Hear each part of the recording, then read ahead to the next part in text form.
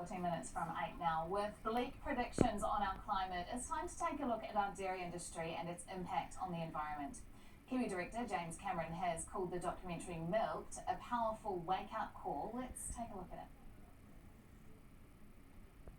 Dairy industry are just shuffling the chairs on the Titanic, and we need a new boat. If you consider we're on this little ball, this little beautiful planet of ours, we have a choice as to what sort of impact we're going to make. Joining us now in studio is co-producer of the project, Chris Huriway.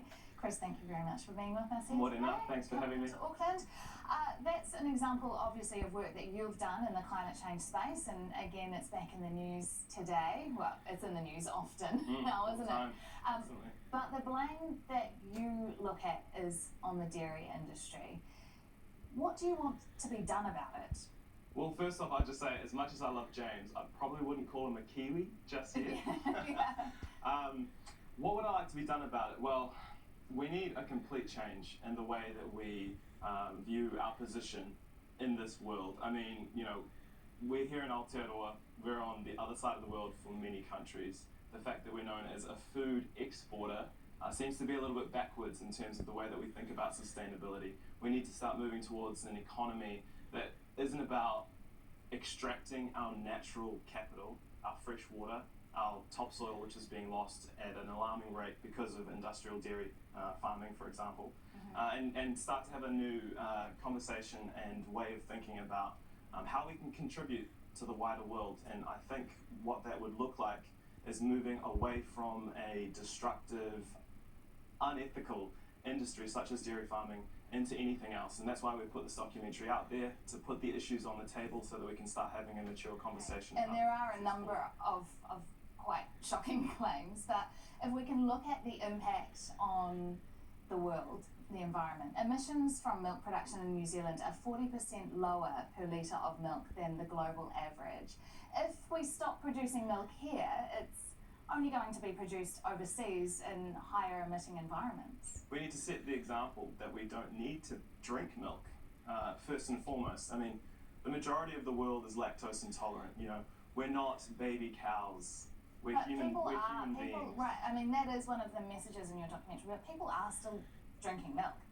And isn't it better to produce it in a country that does look at sustainable practices and innovation? Well, what we also talk about in the film is emerging new technologies such as precision fermentation, which shows, for example, in America, it's predicted that precision fermentation could wipe out their dairy industry within about 20 years. And so for us here in Aotearoa, our farmers and our government farming leadership need to be looking at alternatives, transitioning our farmers into alternative employment and alternative industries, because regardless of what we produce here or what they produce in America, if this new precision fermentation industry comes online, it's going to completely wipe out the global market. You talk about alternatives though, and one of the things that you look at in the documentary is the impact on farmers' mental health.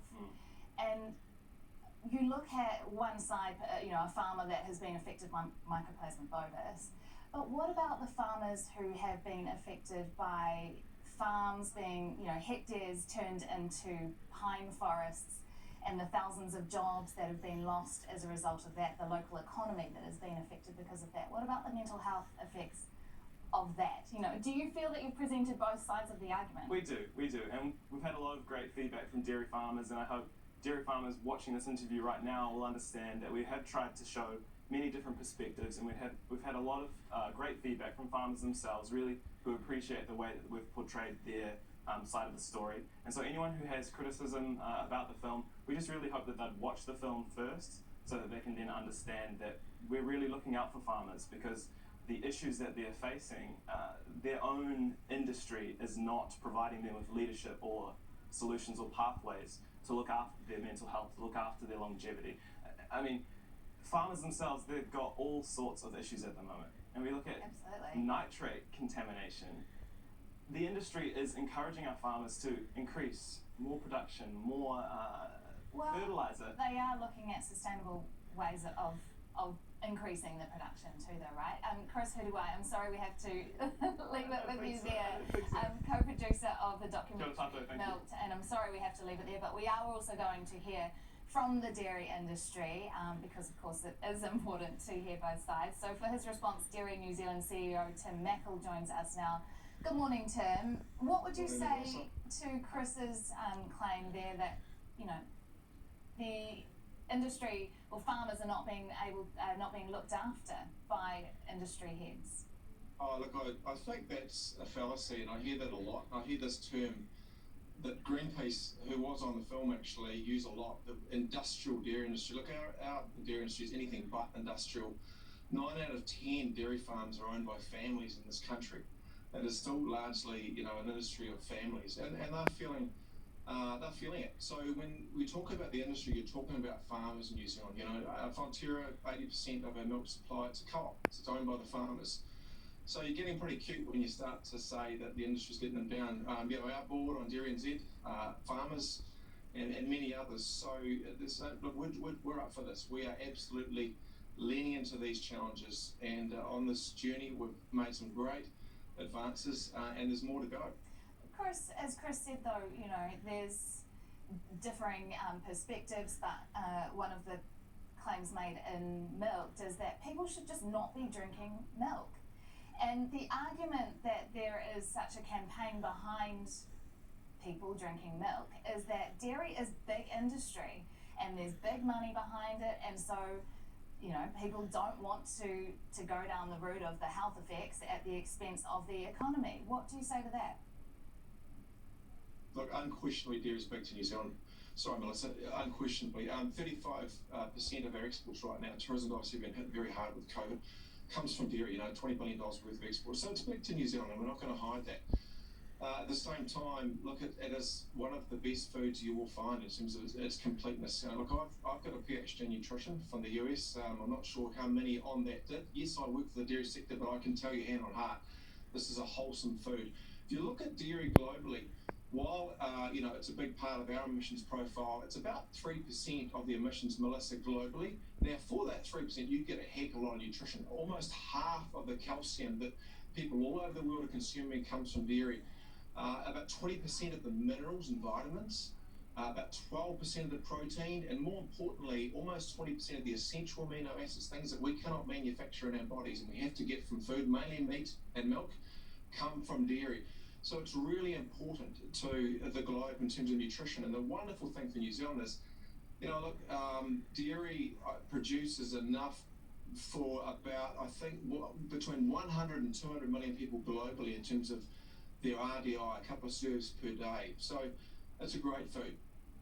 But Tim, what about the impact on the environment? Because undoubtedly, surely you can't argue with the fact that there is nitrate saturated soil, it is impacting our environment, and, you know, the increased production measures are only going to accelerate that.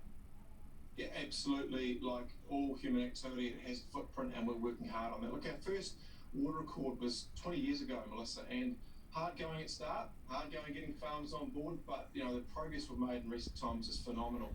We have a world leading, which was not pointed out in this movie, and I'm calling it a movie. It's a film. It's not a documentary, Melissa, because it was so one-sided. You know, a documentary, you've got You participated in it. Why didn't you try and participate in it?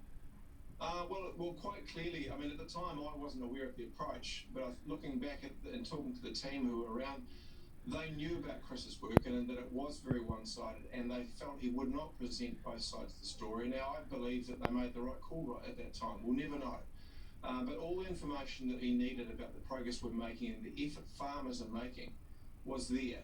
So if we go back to He Waka Eke Noa, right now we're in the throes of discussions amongst 12 partners and also with government as to how we set up a world-first process for measuring, managing and pricing our emissions. Many countries are paying their farmers to reduce their emissions.